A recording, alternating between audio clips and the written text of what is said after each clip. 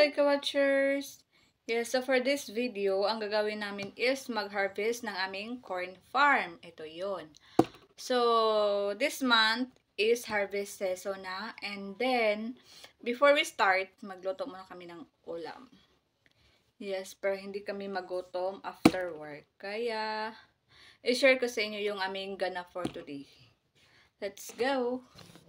So, ito yung aming gasol. Yes. So, bumili kami ng gasol and burner para mas mapabilis ang aking pagluto. So, meron naman kaming butane. Yeah, so matagal-tagal na itong butane at sobrang gamit na namin ito. So, we have here crabs and also ano tawagan niyo? And also mga fish. So, ito yung mga isda.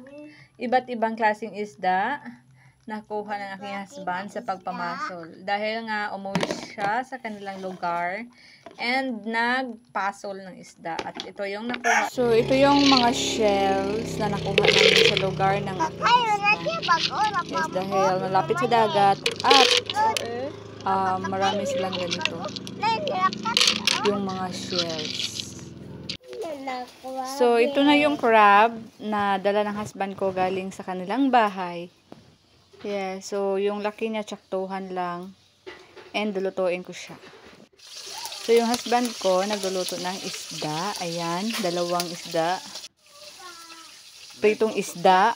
And ito pa, huli nila yan sa pagpamasol. And ito yung maliliit. And then, marami naman silang kuha ito pa, oh. So, ito, ulamin lang namin po ito. Iba't ibang color, iba't ibang klase.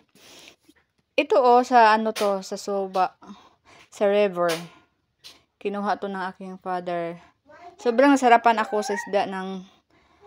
Yan, ang aking krabi. Yes. Yun na yun. So, meron akong kalabasa. Dalawa yan. 25 per kilo and sa isa 2 kilo. Ito naman 2 kilo mahigit. So, lulutuin ko today and meron akong ampalaya din. So, lagyan for our ulam before kami ma-start mag-harvest. Meron kaming egg sa aming chicken. So, yung chicken na mo is manok Bisaya. And mostly, sa mga egg nila is maliliit lang. And this time, super oval yung size. And, tingnan natin kung dalawa ba yung kaniyang egg yolk. Okay, tingnan natin. Baka kambal. Baka kambal. Wait lang. Wait ha. Wait lang. Hala, duhagid ba? Hala. Hinaya ha. Kay akong kuanon maghalin ko. So finally, we are here. So ito yung karabaw ng aking mother and father. And yung mga kaanakan ng karabaw. And yung mga chicken. Nagpunta na rin para makikain. Para kumain. Ayan, nag-start ng mag-harvest yung husband ko at saka yung aking anak. So, before, ito yon ang aming mais. And now, ito na. Yeah, so, medyo malaki-laki po itong aming pag-harvest. And then, so, let's take picture first. Ayan. And after naming mag-harvest, ayan, naglinis muna kami.